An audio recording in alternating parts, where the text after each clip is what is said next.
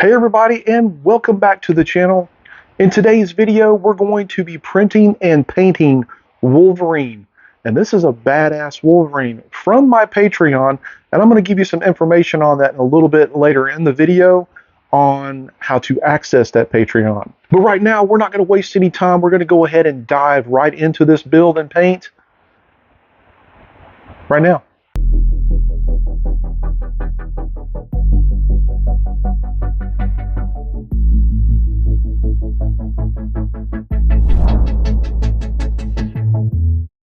So here we have all of Wolverine's pieces all printed out and cured. I printed this all in beige ABS elegoo resin. And as you can see, this has 3 portraits to it. One from the game, one the normal Wolverine, and actually I requested his first appearance. And right now what I'm going to do is I'm going to finish getting everything sanded and prepped, and then we're going to actually move to primer. Now the base here, all of this part right here in gray is one piece. This is one piece resin printed on the Frozen Sonic Mega AK, and I've already attached all of the other pieces, the branches and the stuff from the tree on here already and prepped everything. So now all I got to do is get Wolverine ready and get it in some primer, and then we'll move on to the painting stage. So now we have all of the parts primered. I did a lot in black, including the base and including some of the claws and the boots, and we're going to put some blue on those. And in these parts here, I did a sandy primer from Vallejo to kind of match the skin tone and the yellow. And I've been looking for a really good yellow to use, and I've actually come up with this yellow here. I actually did one of the legs already, and I think the yellow is perfect. So I'm going to be using that, and that is this golden yellow right here. I don't use golden paints a lot because they're really not accessible where I live, and they're real expensive. But we're going to use that yellow on this Wolverine here, and we're also going to use it in the suit and everything. All right, so let's go ahead, get the yellow on some of this, and get to painting. So I first started with the yellow onto the legs and the torso. This is a really vibrant yellow, and it doesn't have to go on with an undercoat or anything like that in order for it to show up. And I'm using just the basic blue from Pro Acryl for the boots and for the gloves. And then I'm going to go back in over these and put in a black wash. And we are going to do chrome claws on this. And this gunmetal for the shoulder blades here, it's a gunmetal blue from Vallejo, is perfect. And all this I'm just going to hand paint in because I just don't want to mask anything off. It's just a pain to mask off, and I kind of like to hand brush stuff. It takes a couple of coats, but it does go on pretty smooth as long as you thin out your paint well. I'll use the same blue on the trunks of the torso here. And I wanted to keep this paint job pretty much like the rendering. If you've seen the rendering on it, it's a gritty looking finish. Looks like Wolverine's been in a battle. He's looked like he's just been out in the jungle and everything, and it's real gritty, and I'm going to use that effect with a lot of these washes. And so I'll go ahead and use the black wash onto the boots and onto the gauntlets, and I'm actually going to wipe this off. Now you want to make sure that you do seal this beforehand, because if you don't, when you do this method here, when you start to wipe this off, you're going to wipe off the paint, and you don't want to do that. If it's sealed and if it's dried, you won't have that problem, but you don't want to dig into it. You're going to lightly brush it off. And the same thing with the gloves. And what I'm looking for here is I'm looking for this black wash to really get into the crevices and the grooves of the model itself. And once it's dried, it's going to have a really nice effect of just being gritty and grimy. And it's really going to make a lot of dimension come out within that model. So I use the black for the blue, and on the torso I'm going to use a brown wash. It's going to give the same effect, but it's not going to be near as dark. And that's what I'm using right here. I'm using the brown wash, and you can dilute this even more if you need to. Just make sure before it dries, just wipe it off really good, and you're going to get a lot of this really gritty effect. And again, make sure that you do seal this model. When you seal the parts, it holds the paint in there. You won't wipe it off or anything like that. So on my Patreon, you do get at least 2 exclusive high quality models every month for $15. And you also get a 4 model welcome package just for signing up. We already have an extensive catalog.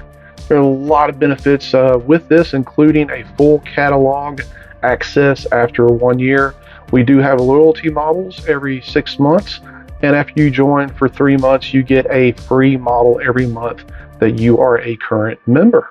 So go over, check it out. Got some exclusive video content over there as well. And again, sign up now and get August models. I just announced September models. And yeah, go check it out. Now for the arms and the skin tones, I'm going to be using this transparent red here.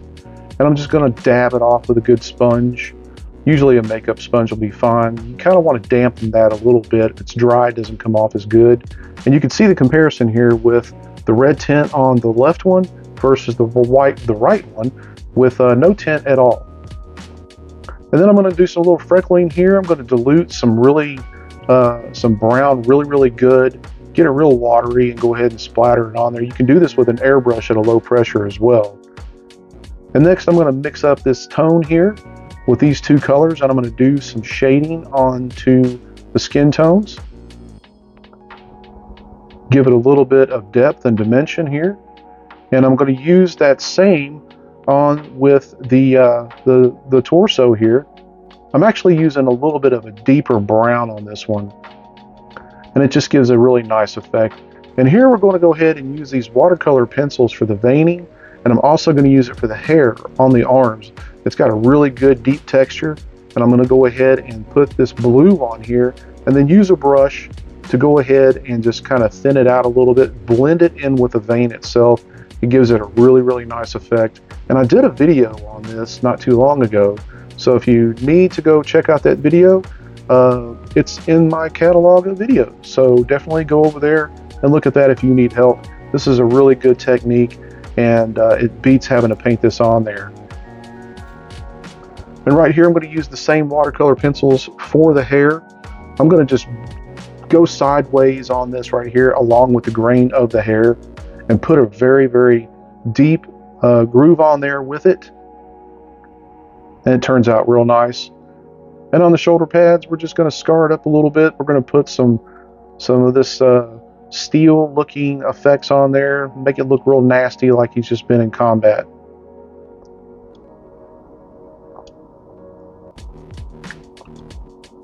And then I can use the sponge to kind of dabble a little bit of effect on there. And this is a chrome paint that I used. I'll put a link in the description on this. This goes on good brushing or airbrushing. I decided to brush it on because I used a gloss base on it, and it actually turned out really nice. It does help to get a good prepped surface. If you don't prep your surface very good, then it won't turn out very good. So just make sure if you're going to airbrush this, do it very lightly. And I actually baked these claws in a cure machine so that way it didn't take forever for it to dry. They turned out pretty nice. And next we're going to go ahead and we're going to start on the heads here. As you can see, there's 3. Alright, so we're getting ready to do the heads here. This is about the extent of my masking off here.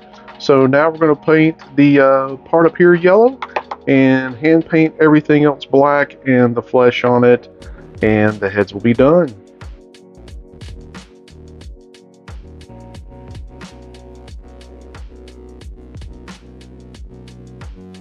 And on the heads here, I'm going to go with a fine liner. A lot of good details in here, and I'm going to go ahead and line out this mask, and I'll go back in and fill everything in with a black. And then we're also going to do the wash onto this yellow as well, on the brown wash that is, and paint the eyes in. And you got 3 heads to do this to, so I'm not going to go over all 3 heads. If you've seen one, you'll see them all. And I'll actually, for the teeth too, I'll use the same brown wash, and I'll kind of just make sure to go back in and detail this onto the teeth and everything. Make sure you do seal it, however, before doing that. And for the base, I'm going to go back over with a flat earth brown all over, because I'm going to go ahead and I'm going to hand paint all the this very intricate greenery in here, the flowers or the plants and the greenery as well. We're going to go ahead and put all this in here with these two colors. And then I'm going to go back in, I'm going to do a deep black wash on everything that's brown, including the mud and the tree branches and everything. And I'm not going to do any washes on the greenery here. I'm just going to do some dry brushing with a lighter green on it. And then I'm going to go back in with the airbrush and I'm going to do the leaves on the tips, a lighter green. And then I'm going to do in the center, I'm going to kind of get a really, really darker green to kind of bring that out and make it a little bit more dimensional. Gives it a really nice effect on it. If you're doing plants or trees or anything like that, the idea is just to make it pop, and I think this is exactly what it's making it do. These colors are very, very, very, very vibrant, and I really like doing type of forestry and snow and all kinds of different terrains and stuff. This is basically how I kind of got my start doing miniatures years ago, doing terrains.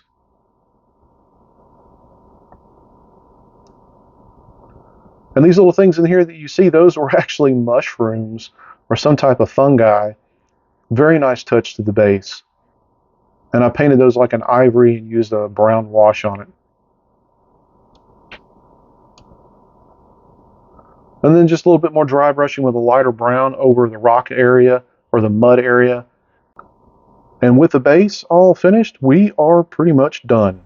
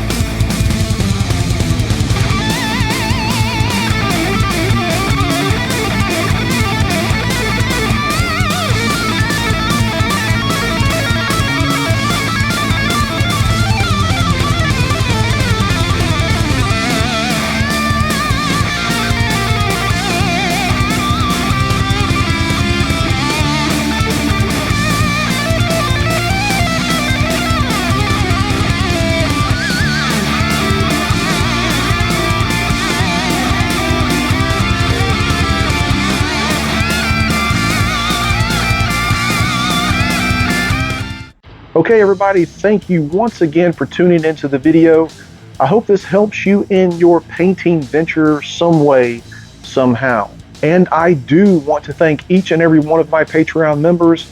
Without them, these videos probably wouldn't be possible. And remember, if you want to become a member of the Patreon, the link is below in the description. So that is all, everyone. Until the next video, stay safe out there, get out and create something, print, prep, paint, repeat. And until the next video, everybody, we'll see you.